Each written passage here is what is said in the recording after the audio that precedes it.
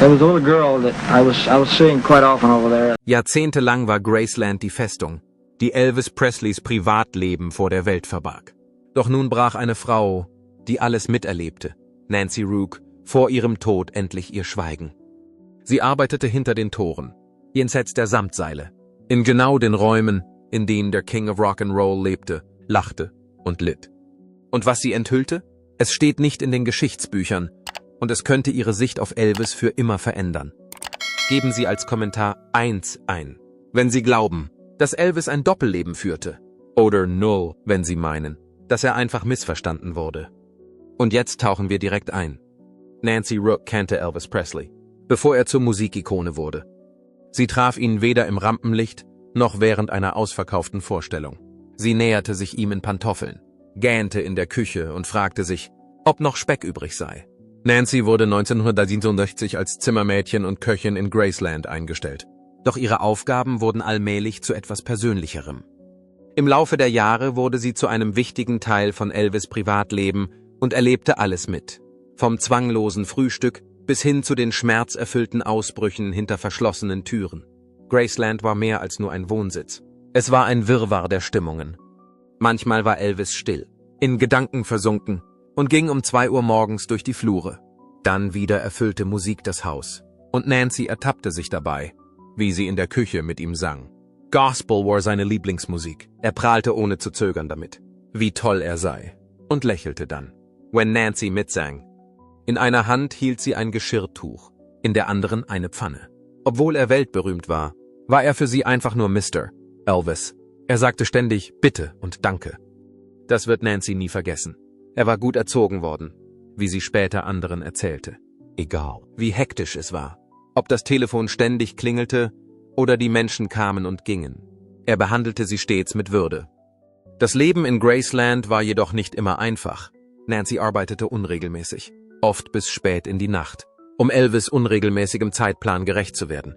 Wenn er um 3 Uhr morgens aufstand und Speck, Kekse oder Süßkartoffelkuchen wollte, stand sie mit Schürze bereit zum Kochen. Ihre Arbeit bestand nicht nur aus Putzen. Manchmal half sie Elvis, seine Hose anzuziehen, während er noch im Bett lag. Sie legte seine Kleidung bereit, sortierte seine persönlichen Sachen und bereitete den Poolbereich vor, während Tag und Nacht ineinander übergingen. Elvis' Leben war anders als das aller anderen. Und Nancy passte sich klaglos an. Doch ihr fielen Dinge auf, die sonst niemandem auffielen. Jahre später veröffentlichte sie ihre Memoiren mit dem Titel Inside Graceland, Elvis Maid Remembers. Das Buch ist voller Wärme, Humor und liebevoller Erinnerungen. Es gibt keine Skandale und keine Urteile. Es gab jedoch bestimmte Dinge, die sie nicht aussprechen konnte. In Interviews gestand sie, dass es Informationen gab, für die die Öffentlichkeit ihrer Meinung nach noch nicht bereit war. Sie versprach, diese so lange wie möglich für sich zu behalten. Nicht aus Angst, sondern aus Hingabe zu Elvis. Trotzdem hingen ihre Anhänger an ihren Lippen. Sie wollten wissen, wie Elvis abseits der Kameras war, was er aß und was er trug. Nancy verriet gerade genug, um ihr Interesse zu wecken und gleichzeitig das Bild des Mannes hinter der Geschichte zu wahren. Sie erinnerte sich an Elvis' Liebe zur Sauberkeit und seine Angewohnheit, mehrmals täglich zu duschen. Er mochte seinen Speck am liebsten knusprig und die Eier perfekt gegart. Egal wie erschöpft er war, sein Blick schweifte durch den Raum, als suchte er nach etwas, das er nicht genau identifizieren konnte. Das Bedeutendste, was Nancy der Welt schenkte, war ihre Interpretation von Elvis. Elvis wurde durch ihre Geschichten realer, nicht mehr nur ein Symbol, eine Komödie oder eine Tragödie.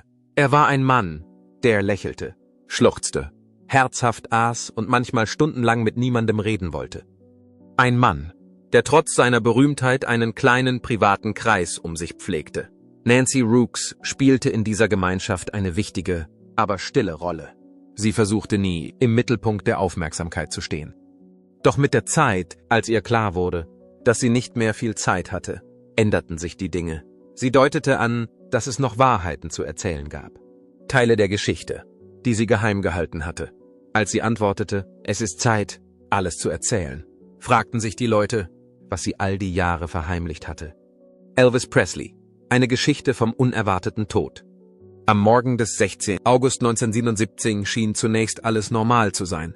Elvis blieb wie üblich lange auf. Er spielte Racquetball mit seiner Verlobten Ginger Alden und seinem Cousin Billy Smith. So beendete er die Nacht. Genauer gesagt, den frühen Morgen des 6. August 1977. Als er nach Graceland zurückkehrte, war Nancy Rooks in der Küche beschäftigt. Sie erinnerte sich an Elvis, der erschöpft, aber höflich wie immer auf der Treppe stand. Sie servierte ihm wie immer das Frühstück. »Nein, ich will jetzt nichts«, antwortete Elvis. »Ich will einfach nur schlafen.« »Aber ich will doch nur Wasser.« Nancy nahm es im Moment nicht ernst. Es war eine schwüle Nacht, und er hatte gerade mit dem Racquetball fertig. Sie schickte Pauline, ein weiteres Hausmädchen, mit einem Krug Eiswasser nach oben. Es war kein großer Anlass, nur ein friedliches Gespräch unter den Leuten im Haus. Trotzdem hatte Pauline das Gefühl, dass etwas nicht stimmte. Elvis schnappte sich den Krug und trank tief, schnell und verzweifelt. Pauline sagte später, sie habe ihn noch nie so Wasser trinken sehen. Nancy tat den Gedanken ab. Vielleicht war er einfach nur müde vom Racquetball, dachte sie. Doch der Moment blieb ihr im Gedächtnis haften. Gegen 9:30 Uhr hörte Nancy ein lautes Geräusch von oben. Es war kein Absturz, aber irgendetwas schien nicht zu stimmen. Sie blieb stehen und lauschte. Es waren keine Schreie oder Rufe zu hören, nur eine beunruhigende Stille. Es hat keine Bedeutung, so still zu sein, wie man es sich vornimmt. Angesichts dessen ging sie zurück an ihre Arbeit. Erst gegen 13:50 Uhr begann die Sprechanlage zu knistern. Gingers Stimme brach hervor, zitternd und fast unhörbar. »Da unten ist doch jemand, oder? Hier oben hat sich etwas Schreckliches ereignet.« Nancy gefror das Blut in den Adern. »Was genau ist es?« fragte sie. Daraufhin fing Ginger an zu weinen. In diesem Moment wurde Nancy klar, dass es sich um keine Kleinigkeit handelte. Es war kein kleiner Unfall oder ein zerbrochenes Glas, das zum Vorschein kam. Die Situation war furchtbar problematisch. Als sie eilig die Treppe hinaufging, klopfte ihr Puls bei jedem Schritt. Sie legte das Telefon weg. Sie bog in den Flur ein und betrat die Garderobe. Und da, auf dem Boden der Toilette, lag Elvis, mit dem Gesicht nach unten und völlig reglos. »Oh mein Gott«, sagte sie zu sich selbst. »Ist das etwas?« Sie schrie nicht. Sie fror nicht. Beim Abstieg entdeckte sie die Memphis-Mafia, die sich um sie versammelt hatte. Sie eilte nach unten. Es war notwendig, dass jeder sofort von dieser wichtigen Nachricht erfuhr. Doch als die Unsicherheit nachließ, breitete sich Chaos in der Gegend aus. Als sich alle Sorgen machten, wurde ein Krankenwagen gerufen. Doch Nancy behielt während der ganzen Tortur die Fassung. Als sie ankamen, war sich das medizinische Team nicht sicher, wie es durch Graceland kommen sollte, da es noch nie dort gewesen war. Nancy führte sie und demonstrierte, wie man die Trage um die engen Ecken des Flurs und die Treppe hinauf manövrierte. Sie führte sie durch jeden Schritt, wies sie in die richtige Richtung und gab an, wo sie als nächstes hingehen sollten.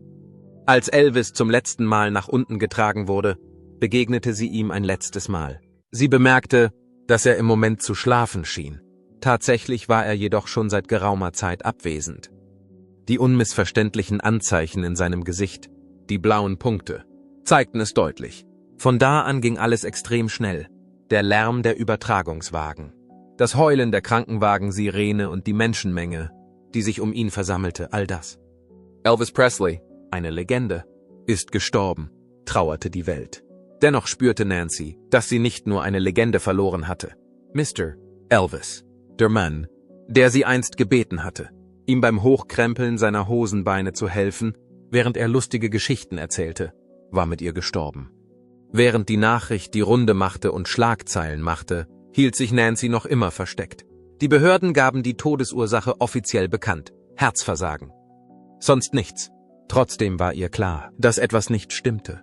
Es gab Gerüchte über die Pillenflasche, die Zeiträume und die Ereignisse in den letzten Stunden zwischen Elvis' Drink und Nancy's Entdeckung auf dem Toilettenboden. Während dieser Zeit machte sie keine Aussagen, behielt alles für sich und überließ den Behörden die Regelung. Doch viele Jahrzehnte später würde sie diesen Morgen noch einmal erleben und darüber nachdenken. Und sie würde sich mit dem, was sie dieses Mal sah, nicht zufrieden geben. Sie sprach über Dinge, die ihr Sorgen bereiteten.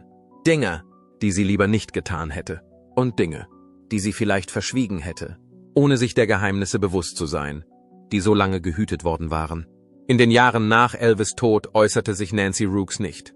Es war nicht so, dass sie nichts zu sagen hatte. Im Gegenteil, sie schien viel zu sagen zu haben. Es gibt jedoch Grenzen, die man nicht überschreiten darf. Insbesondere wenn das eigene Leben so eng mit dem von Elvis Presley verwoben ist. Fans waren Hunderte von Kilometern gereist, nur um vor Gracelands Toren zu stehen, und sie hatte sie dabei beobachtet. Sie war Zeugin, wie sie von Emotionen überwältigt wurden und über Elvis sprachen, als hätten sie einen Bruder, einen Freund oder einen Teil ihrer selbst verloren. Nancy war sich dieses Leids bewusst und selbst daran beteiligt. Vielleicht entschied sie sich deshalb, lieber zu schweigen, als sich an den Spekulationen zu beteiligen. Doch es gibt Momente, in denen Schweigen viel aussagen kann. Nancy arbeitete nach Elvis Presleys Tod weiter für die Familie Presley, und zwar auf eine bescheidene, aber dennoch bedeutsame Weise. Durch ihre Bemühungen verwandelte sich Graceland von einem Wohnhaus in ein Museum. Andererseits gab es einen bestimmten Bereich des Hauses, den Besucher, Reporter und sogar die meisten Mitarbeiter noch nie zuvor besucht hatten, Elvis' Privatzimmer im Obergeschoss. Nancy behauptet, Elvis' Schlafzimmer und Badezimmer seien nur 1- bis 2-mal im Monat gereinigt worden, um Staubansammlungen während der Reinigung zu vermeiden. Es war eine Regel, die nicht explizit formuliert wurde. Man musste sauber sein und durfte nicht herumlungern, Fragen stellen oder Kommentare abgeben. Man kam dorthin, räumte auf und ging wieder. Andererseits überkam sie jedes Mal ein neues Gefühl, wenn sie einen dieser Räume betrat. Der Boden, der Flur und das Badezimmer, das das letzte Ziel all ihrer bisherigen Besichtigungen gewesen war, waren alle gleich. Und jedes Mal, wenn sie ein Hemd zusammenlegte oder reinigte, kam die Erinnerung an jenen Morgen wieder hoch. Sie sprach nur selten öffentlich darüber und ging nie näher darauf ein.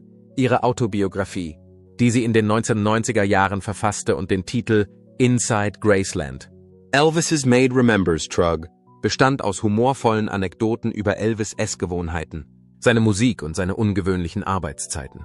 Sie war voller Geschichten über Großzügigkeit und Hingabe. Das Schlusskapitel, das die breite Öffentlichkeit am meisten interessierte, war eher zweideutig. Für die breite Öffentlichkeit war das ausreichend. Wer Nancy jedoch kannte, wusste, dass sie ihre Momente hatte. Ihre unbedeutenden Momente und ihre verschwommenen Andeutungen. Immer wenn heikle Themen zur Sprache kamen, hielt sie oft kurz inne. Ihr Blick schweifte umher, als wäre sie in eine tiefgründige Idee vertieft. Berichten zufolge hörte man sie einmal sagen, wenn die Leute wüssten, was ich weiß, würden sie seine Musik nie wieder so hören wie früher. Statt einer Drohung klang es eher wie eine Warnung und eine gedämpfte Erwartung. Im Laufe der folgenden Jahre tauchten zahlreiche Fragen auf. Wie kam es zu so großer Ungewissheit über den zeitlichen Ablauf von Elvis' Tod? Wo bleibt die Wahrheit, wenn sie im Rampenlicht steht und wenn sie sich in den stillen Winkeln ihres Geistes aufhält? Aus diesem Grund wird angenommen, dass eine beträchtliche Anzahl von Medikamentenfläschchen vor dem Eintreffen der Ermittler vom Tatort entfernt wurde. Warum musste der toxikologische Bericht mehrere Änderungen durchlaufen, bevor die endgültige Fassung der Öffentlichkeit zugänglich gemacht wurde? Und warum haben Personen wie Nancy, die bei diesen Vorfällen anwesend waren, diese Unklarheiten nie klargestellt? Ehrlich gesagt hatte sie sich bemüht, Geheimnisse zu bewahren, die niemand kannte, und zwar still und diskret. Einige ihrer engen Freunde sagten, Nancy habe sich ihnen über die Jahre hinweg anvertraut und sie stets ermahnt, die Vertraulichkeit dieser Aussagen zu wahren. In diesem Badezimmer befanden sich Dinge, die dort nicht hätten sein dürfen. Dinge, die Ginger, Elvis' Verlobte, aus Traurigkeit nicht erklären konnte. Und Dinge, die die Memphis Mafia nicht von der Polizei untersuchen lassen wollte. Sie gestand, dass sich in diesem Badezimmer Dinge befanden, die dort nicht hätten sein dürfen. In einem der Berichte hieß es auch, Nancy sei gebeten worden, den Bereich vor dem Eintreffen des medizinischen Teams zu reinigen. Sie bestätigte diese Information jedoch nie direkt. Diese Hinweise blieben unklar, reichten aber aus, um eine wichtige Frage aufzuwerfen. Welche Geheimnisse lauerten in Graceland? Doch der Lauf der Zeit hatte sie zermürbt. Nicht etwa, weil sie verbittert war. Nancy war nicht nachtragend. Vielmehr trug sie eine psychische Last, die sie schon seit geraumer Zeit mit sich herumtrug. Als sie in ihren letzten Lebensjahren gesundheitliche Probleme diagnostiziert bekam, veränderte sich ihre Persönlichkeit. Sie sagte, ich habe meine Pflicht gegenüber der Familie erfüllt. Aber ich denke, einen Tag vor meinem Tod muss die Wahrheit gesagt werden. Und diese Aussage machte sie in einem Interview, das nur ein Jahr vor ihrem Tod stattfand. Es ging keine Gefahr davon aus. Es war eine Emanzipation. Die Annahme, Nancy habe in ihren Memoiren alles preisgegeben, war stets vorherrschend. Was aber würde geschehen, wenn sie den wichtigsten Abschnitt ausließ? Wenn sie an diesem Morgen mehr gesehen hatte, als sie je behauptet hatte? wenn ihr Schweigen nicht nur aus Hingabe, sondern auch aus Schuldgefühlen resultierte? Vor allem, weil ihre letzten Kommentare Jahrzehnte nach Elvis' Tod einen anderen Ton annahmen. Ihr Tonfall klang nicht nachdenklich, sondern dringlich, als wolle sie eine Lösung für alles finden, bevor es für immer verloren ging. Sie hatte ihr ganzes Leben der Ehrerbietung gegenüber dem Mann gewidmet, dem sie gedient hatte. Schließlich deutete sie jedoch an, dass es, um sein Vermächtnis zu bewahren, notwendig gewesen sein könnte, einen Teil der Wahrheit zu verbergen. Und zu diesem Zeitpunkt war sie sich nicht mehr sicher, ob es richtig war. Viele der vorgefassten Meinungen, die die Leute über sie und Elvis hatten, wurden durch ihr letztes Geständnis, das bescheiden, aber überraschend war, vollständig widerlegt. Sie veröffentlichte weder eine Pressemitteilung, noch schrie sie es an die große Glocke. Das war nicht ihr Ding. Doch diejenigen, die sie gut kannten und lange an ihrer Seite gewesen waren, sagten, dass sie in den letzten Monaten ihres Lebens eine Wandlung durchgemacht habe. Mit der Zeit sei sie nachdenklicher und offener geworden. Später, an einem bestimmten Tag, äußerte sie Bemerkungen, die niemand von der Frau erwartet hätte, die Elvis Geheimnisse über 4 Jahrzehnte lang gehütet hatte. An dieser Stelle ist es an der Zeit, alles im Detail zu schildern. Als sie das Wort ergriff, waren alle um sie herum verwirrt, was sie sagen wollte. Mit der Zeit erkannten sie jedoch, dass sie bereit war, ihre Last abzugeben. Sie wollte Ruhe finden, nicht um Aufmerksamkeit zu erregen oder Drama zu verursachen, sondern einfach nur, um Ruhe für sich selbst zu finden.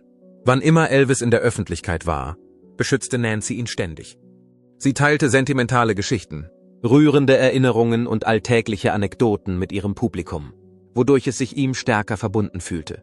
Was sie jedoch nicht preisgab und lange Zeit verheimlicht hatte, waren ihre Unsicherheiten über die Ereignisse dieser letzten Tage. Eine enge Freundin von Nancy erzählte ihr, dass sie ihr anvertraut hatte. Elvis sei in den Wochen vor seinem Tod krank gewesen und sein Gesundheitszustand sei weitaus ernster, als die Öffentlichkeit wusste. Sie befürchtete, dass er mehr als nur Müdigkeit verspürte, da er gesundheitliche Probleme hatte. Sie soll angedeutet haben, dass Elvis von den Medikamenten erschöpft sei und auch der Versuch, ein normales Leben zu führen, ihn erschöpft habe. Sie ging sogar noch weiter und sagte, dass einige der Medikamente, die Elvis einnahm, ihm gesetzlich nicht verabreicht werden dürften. Mehrere Personen aus seinem Umfeld hatten Medikamente ohne entsprechende Überwachung verteilt. Sie gab sogar an, dass Elvis gelegentlich in ungewöhnlichen Situationen einschlief. Beispielsweise mitten in Gesprächen, Mahlzeiten oder sogar mitten im Satz. Nancy gab an, dass sie in diesem Sommer täglich neue Pillenfläschchen im Müll entdeckte. Sie erwähnte auch, dass Elvis manchmal mitten im Satz einschlief. Anfangs glaubte sie, es handele sich lediglich um einen typischen Fall von Müdigkeit. Doch mit der Zeit kam ihr der Verdacht, dass es sich um etwas viel Schwerwiegenderes handeln könnte. Darüber hinaus enthüllte Nancy etwas, das sie noch nie zuvor öffentlich gemacht hatte. Was geschah in den Augenblicken unmittelbar nach der Entdeckung von Elvis, der leblos auf dem Badezimmerboden lag? Nancy rannte wie immer zur Haustür, als Ginger Alden, Elvis' Verlobte, unter Tränen rief und sagte, etwas Schreckliches sei passiert. In diesem Moment entdeckte sie Elvis, der auf dem Rücken lag, regungslos und mit starrem Körper. Es war ein Bild, an das sie sich nie erinnern würde. In diesem Moment übernahm ihr Instinkt die Kontrolle. Sie eilte schnurstracks in den Keller, um die Memphis Mafia zu benachrichtigen. Eine Gruppe, die regelmäßig in unerwarteten Situationen auftauchte.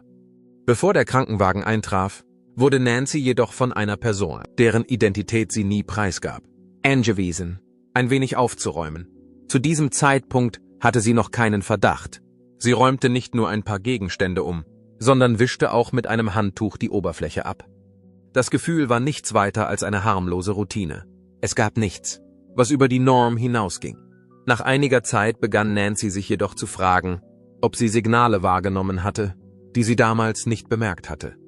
Als jedoch der Medienrummel losbrach und Bedenken hinsichtlich der Medikamente und des zeitlichen Ablaufs aufkamen, wurde Nancy bewusst, was sie hätte tun können.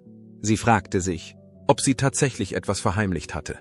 Sie sagte, ich habe keine Ahnung, was ich verheimlicht habe.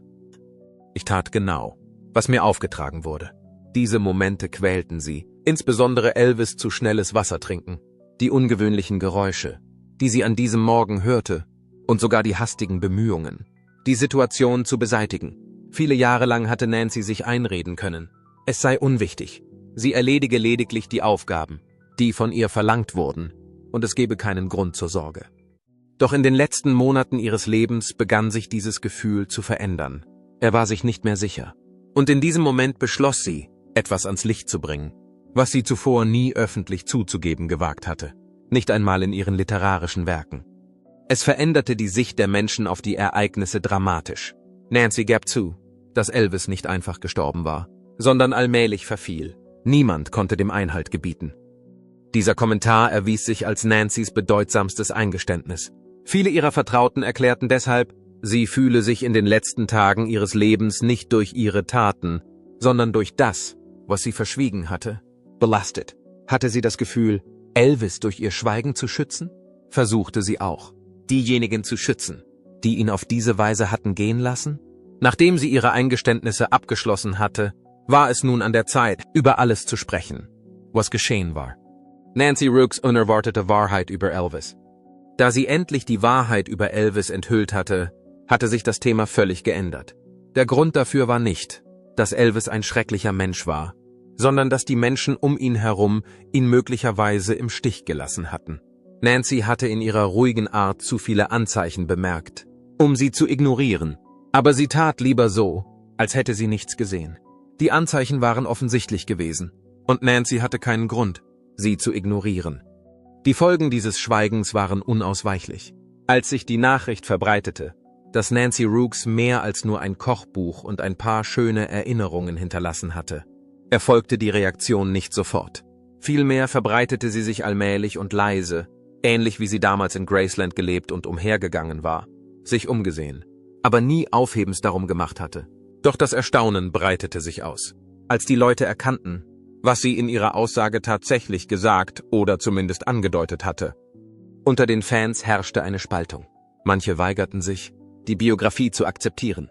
Sie betrachteten Nancys Biografie als heiliges Buch, als Beweis unerschütterlicher Loyalität und als letzte Hommage an den Mann, den sie hochschätzten. Zu diesem Zeitpunkt wurde die engagierte Haushälterin jedoch mit der Aussage zitiert, Elvis sei nicht nur ohnmächtig geworden, sondern vielmehr schwächer geworden. Erschwerend kommt hinzu, dass sie möglicherweise ohne ihr Wissen für die Aufräumarbeiten und Bereinigung des Tatorts im Auftrag der Behörden verantwortlich war.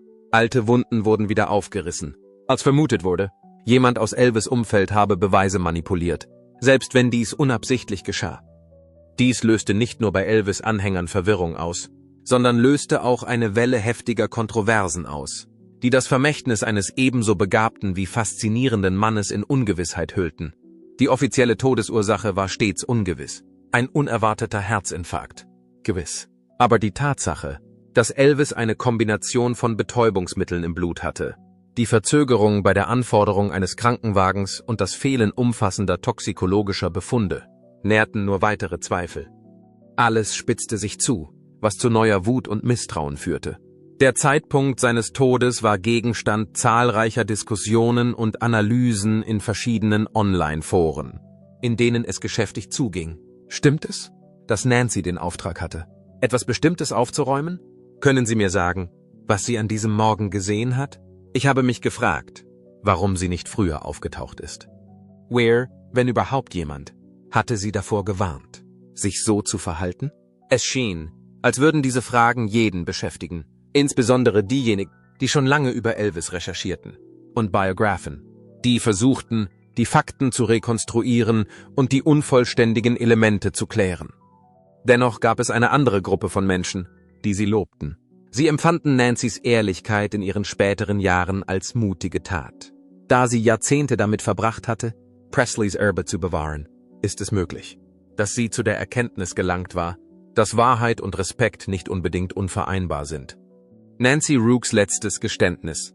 Eine Reflexion über Elvis Presleys Vermächtnis. Fans haben ein Recht darauf zu wissen, dass Elvis nicht ewig lebte und dass selbst Monarchen fallen können. Manchmal langsam, manchmal heimlich und manchmal mit Hilfe von Menschen, die zu verängstigt sind, um darüber zu sprechen. Das Erbe von Elvis Presley blieb durch das Ausbleiben formeller Kommentare verschwiegen. Wie üblich organisierte Graceland weiterhin Tourneen, vermarktete Produkte und veröffentlichte neue Musik. Dennoch flüsterten die Mitarbeiter, die zuvor mit Nancy zusammengearbeitet hatten und noch immer hinter den Kulissen arbeiteten, dass sich die Dinge geändert hätten. Ihrer Meinung nach sei eine Barriere durchbrochen worden, nicht aus einem Gefühl des Verrats, sondern aus Zuneigung zu der Person, die sie früher als Familie bezeichnet hatte. Was Nancy anging, gab es keine Medientour, keine Interviews und keine Bücher, die auf die Bestsellerliste kamen. Es waren nur ein paar freundliche Worte, die sie durch diejenigen sprach, denen sie vertraute. Und es stellte sich heraus, dass diese Bemerkungen wirkungsvoller waren als jede Schlagzeile. Sie hätte niemanden beschuldigen oder mit dem Finger auf jemanden zeigen müssen. Nancy sagte lediglich die Wahrheit. Und wie sich schließlich herausstellte, genügte dies, damit die ganze Welt Elvis' Leben und Tod in einem völlig anderen Licht sah. Es war keine direkte Katastrophe, sondern ein schleichender Prozess, den viele Menschen miterlebt hatten. Doch niemand hatte den Mut, ihn aufzuhalten und sich ihm zu stellen. Nancys ganzes Leben war in Dunkelheit verlaufen. Doch nach ihrem Tod stand ihre Stimme im Mittelpunkt der Aufmerksamkeit. Die unbeantworteten Anfragen blieben eine bleibende Last. Nancy Rooks hinterließ keine Kontroverse, als sie schließlich starb. Sie hinterließ Fragen, die leise und doch tiefgreifend waren. Fragen, die die Menschen noch lange nach den Schlagzeilen beschäftigten. Sie hatte nicht die Absicht, das Erbe eines anderen zu zerstören. Aber ihr lag besonders das Erbe von Elvis Presley am Herzen. Doch ihr Schweigen und die Fragen, die sie hinterließ, sollten noch lange Teil der Geschichte dieses Mannes und der Geheimnisse um seinen Tod bleiben. Die Geschichte von Nancy Rooks veranschaulicht eindrucksvoll die Komplexität von Liebe, Hingabe und Schweigen. Sie führte ein unauffälliges Leben in der Öffentlichkeit, war aber im Hintergrund von Graceland eine unverzichtbare Präsenz, wo sie Zeugin der geheimen und mysteriösen Ereignisse wurde, die Elvis Presley im Laufe seines Lebens erlebte. Da die Geschichte tiefere Fragen der Menschlichkeit und des Schweigens berührt, ist die Frage, ob sie zu lange wartete, um sich zu äußern, möglicherweise ebenfalls schwer zu beantworten. In Wahrheit war Nancy weder Detektivin noch Ärztin, sondern Haushälterin, stumme Zeugin der fortschreitenden Wandlung eines Mannes, der ihr sehr wichtig war. Möglicherweise traf sie die Entscheidung zu sprechen nicht, um eine Verschwörung aufzudecken, sondern um sich von einer psychischen Last zu befreien, die sie über einen zu langen Zeitraum mit sich herumgetragen hatte. Manchmal fällt es schwer, da es zuzugeben, insbesondere wenn man bedenkt, dass sie jahrzehntelang geschwiegen und damit nicht nur Elvis, sondern auch eine Legende und Ikone geschützt hat. Was die Frage betrifft, ob sie zu lange gewartet hat, lässt sich sagen, dass Nancys letztes Geständnis kein Anzeichen dafür war, dass es zu spät war, sondern vielmehr eine bedeutsame und wesentliche Entscheidung, die sie traf, um sich zu befreien. Auch wenn es nicht die ganze Geschichte ist, kann ihre Realität nicht außer Acht gelassen werden. Möglicherweise war die Entscheidung, diese Dinge am Ende ihres Lebens offenzulegen, nachdem sie so lange schweigend darüber gelebt hatte, für sie die einzige Möglichkeit, Elvis in einer Weise zu respektieren, die sie für angemessen hielt, nicht nur im Hinblick auf sein Vermächtnis, sondern auch auf alles, was sie gesehen und gefühlt hatte. Diese Geschichte handelt nicht nur vom Niedergang Elvis Presleys, sondern auch von den Menschen, die im Schatten der Legenden ihr Leben lang kämpfen.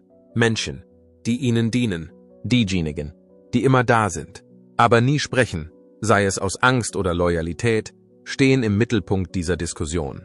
Ihr ganzes Leben lang trug Nancy Rooks diese Last allein.